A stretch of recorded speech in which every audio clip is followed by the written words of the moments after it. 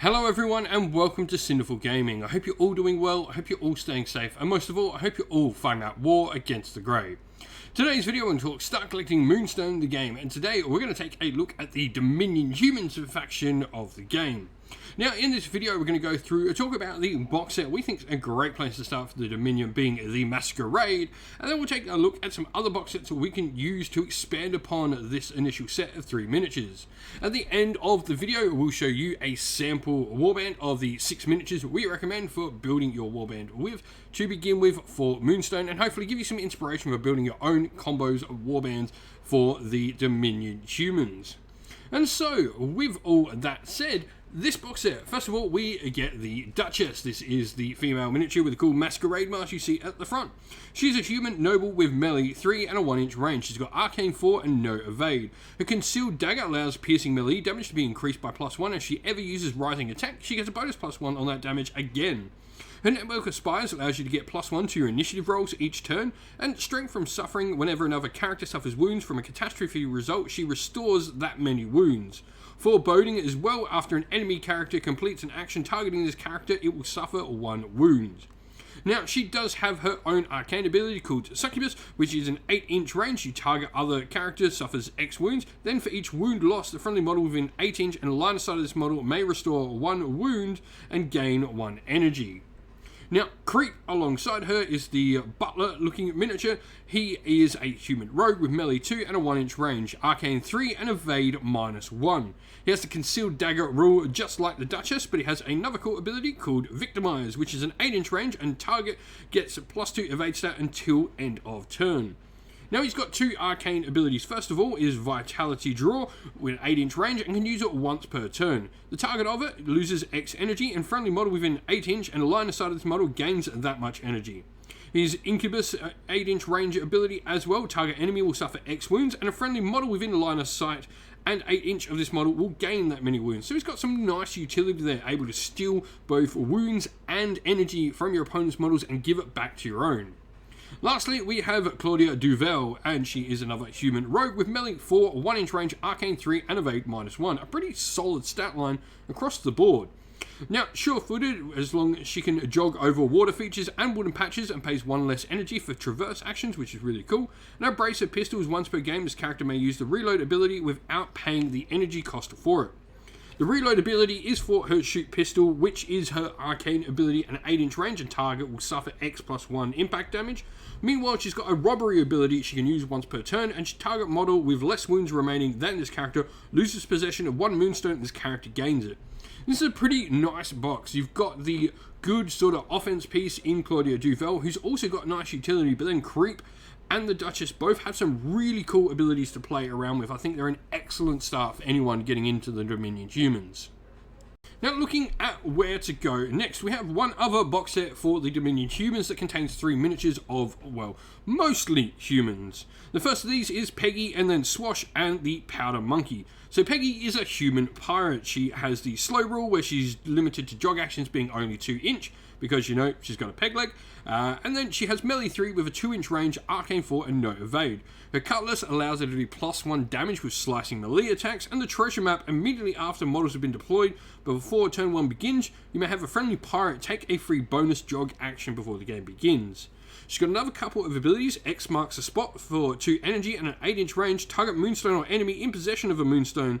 All friendly pirates within 8-inch of that target move 1-inch directly towards it, as you know, you all know where the Moonstone is. Her reload is for her shoot pistol ability, which once again, like most pistols, is X +1 impact damage. Swash joins her, melee 5 and one of the best fighters available to the Dominion Humans. He's also got a 2-inch range in arcane 3, and he's a human pirate as well, so he really goes nicely along with Peggy. His buckler means he can't be scored critical hits against, and the cutlass there allows him to do +1 damage with slicing melee attacks. Inferior complex, if this character deals melee damage to a noble, he increases the damage dealt by +1, as he doesn't like nobles. He also has the shoot pistol ability and the ability to reload them as well. Now lastly, we have the Powder Monkey, who is an animal pirate, so he still is a pirate and benefits from Peggy's abilities. Now, melee 3 inch, range 1 inch, arcane 4, and evade -1.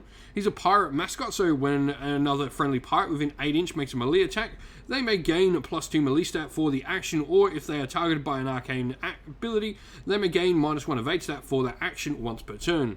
Agility-wise, he can freely move over obstacles and wooded patches during jog actions. Traverse actions also cost his character 1 less energy.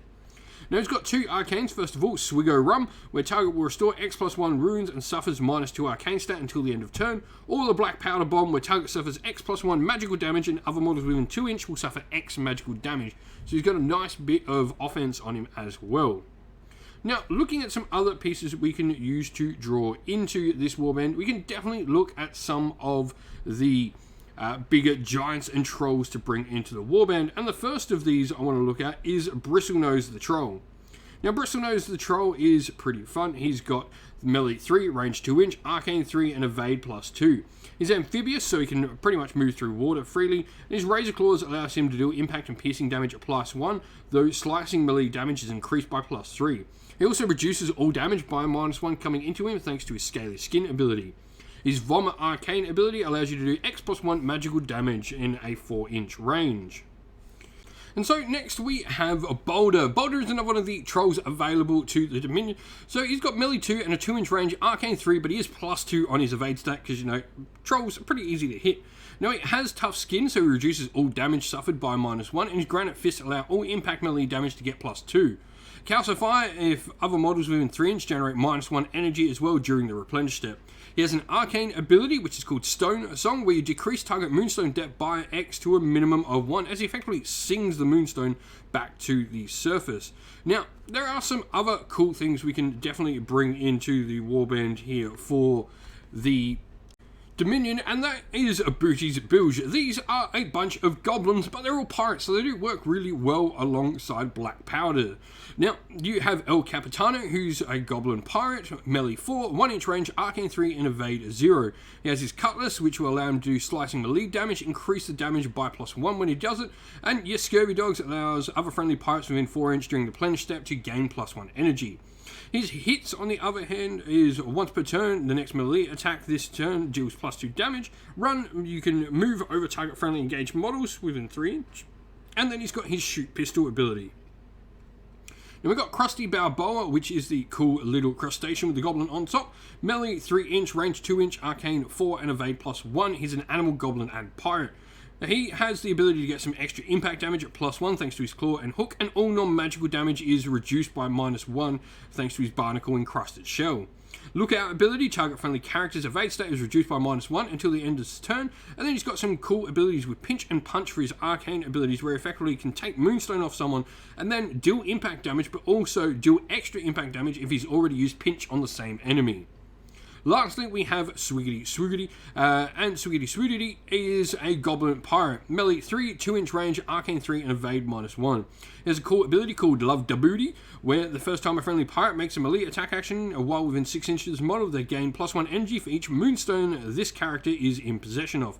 He then has a shoot pistol ability like a ton of other models in this video, and he's also got Plunder, where target loses 1 passive ability of your choice until the end of turn. And so here we have our little sample warband. So obviously faction Dominion humans with the alignment for the Dominion, as you know, you would guess by it being Dominion humans.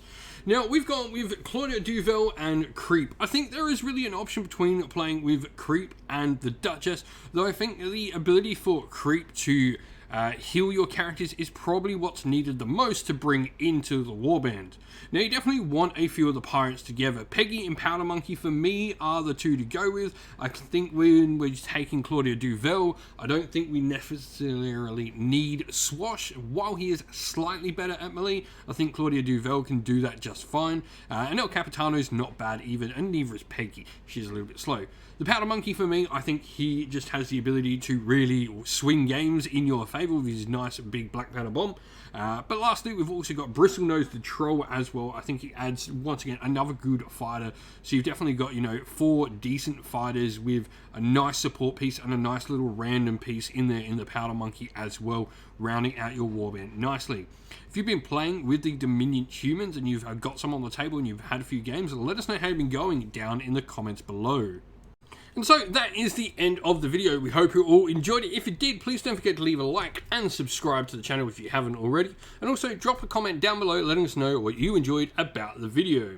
If you'd like to come chat more with me and other members of our little community here, we have a Discord server for Sinful Gaming, which you'll find linked down in the video's description. Also, if you'd like to help support the channel, you can do so either by supporting us on Patreon or YouTube members, both of which are linked down in the video's description, or grab some merch from our Teespring or Ko-fi stores for yourself as well. All these are the best ways to help support the channel.